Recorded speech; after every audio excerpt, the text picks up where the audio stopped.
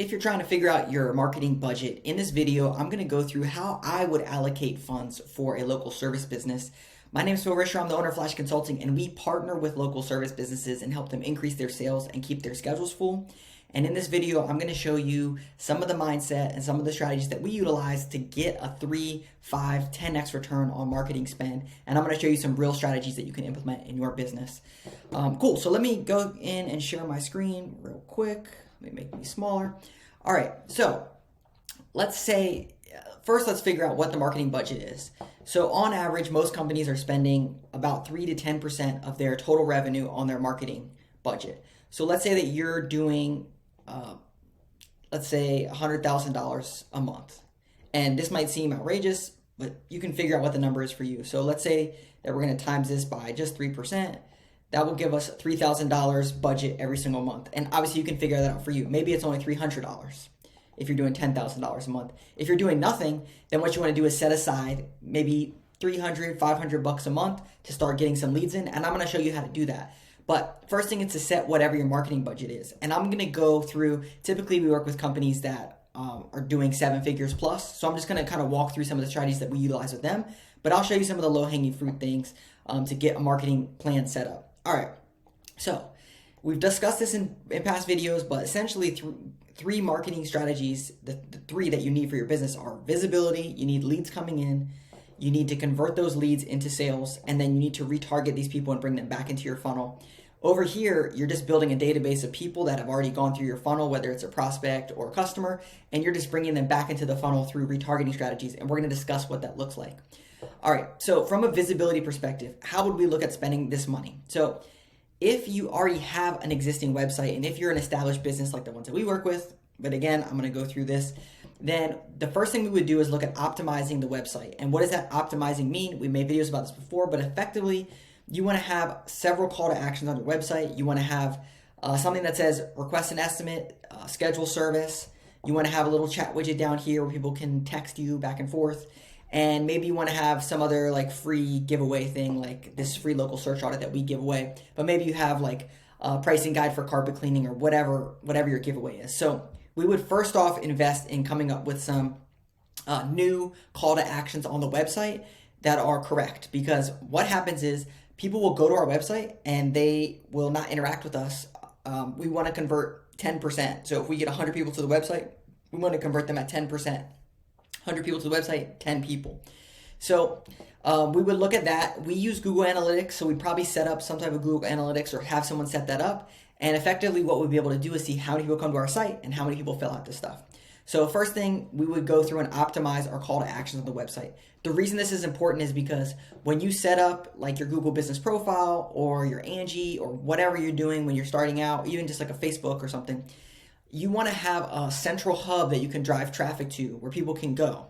Because obviously, they could just DM you, but eventually you want to get professional where you have something that is going to drive traffic to a hub on your like a website. So we would want to optimize these things. The second thing we would do is we would look at running some type of ads. So either Google local service ads or Google search ads. And I'm going to run through what these numbers would look like. But Google local service ads are effectively, you would go here, you would put in your zip code. Let's say I'll put mine in. And let's say we wanted 10 leads and we want a carpet cleaning. Then we know that we would be spending $23 to $35 per lead, so $230 to $350 to get 10 leads. Just because we have this as our allocated monthly budget doesn't mean we're going to be getting these leads in. And what we found is that these leads can convert at 50% depending on who gets the call. But that's how we would do this.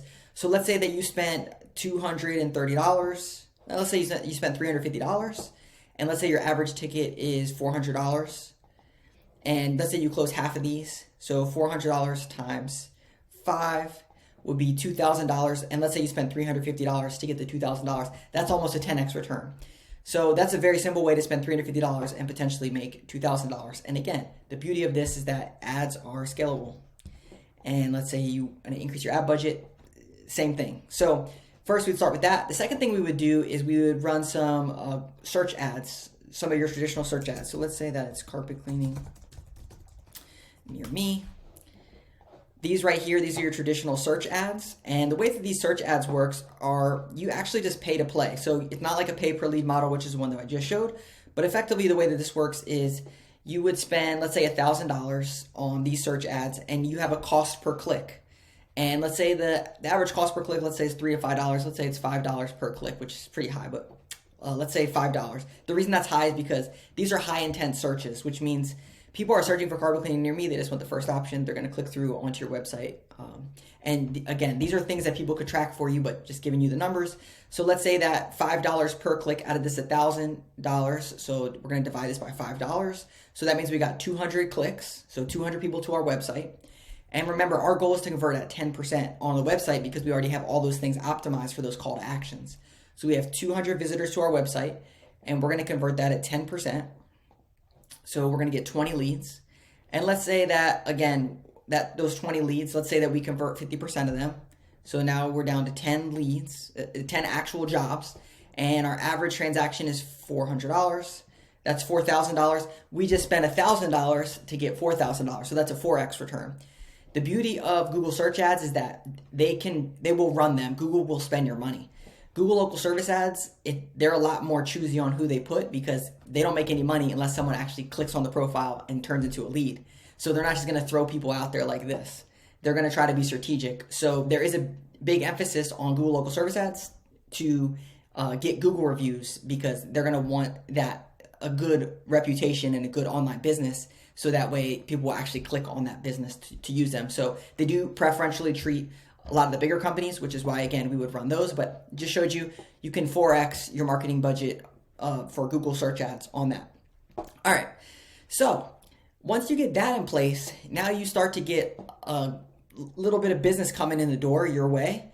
And so now you can really start to play the branding game, which is not just focus on your transaction. We just showed how you can scale up some of your transaction. But really what you can start to do now is really build out this entire system once you start getting some business in the door. Traditionally, like I said, we work with companies that are, 7 figures plus. So they kind of already have the system in place.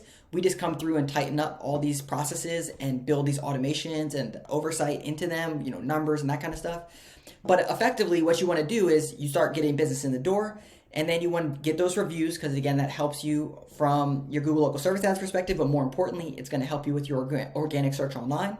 And I didn't go through, setting up a Google business profile, setting up your social media accounts, going into Facebook groups and marketing your stuff, partnering with other local businesses to get referrals, going to networking groups. I mean, there's a bunch of things you can do to really get your business off the ground. But effectively, what I'm trying to show is that once you get a decent business flow, you can easily start to add a little gas onto the fire to get your leads flowing. So once they come through this conversion funnel, which you tighten that up with those call to actions, you're going to ask for reviews. Then you're going to start to do your retargeting. And a lot of CRMs, client relationship managers, have tools like this, like Jobber, Service Monster, Service Fusion, House Call Pro, Service Titan, all these ones, they have some type of retargeting. If you don't have any CRM currently, you can use a tool like MailChimp. Basically, it allows you to upload like 500, 1,000 people into your database and then just start emailing them monthly or just even quarterly. You can set different people and give them some type of special promotions to bring them back into your funnel. So basically what we would do is try to set up a system where we're bringing in new leads and try to get down to our customer acquisition cost, CAC. And we could easily say that a new customer is going to cost us $50. So in that channel, we can increase our ad spend and get new leads in while building the brand marketing side of things, which is all of this visibility over here. So a lot of our customers, they don't spend a ton of money on those ad channels. They could, but a lot of what they focus on is just building a solid brand in the marketplace through organic SEO, which is building your Google business. But I know that when you're starting out or you're looking for other ways to get business, you don't want to see the same old, hey, get Google reviews, get a Google business profile. So I try to show you some other strategies. If you're interested in discussing your business, you can go to the link below. Be sure to hit like and subscribe if you like marketing content. We post videos every week, and we'll see you in the next video.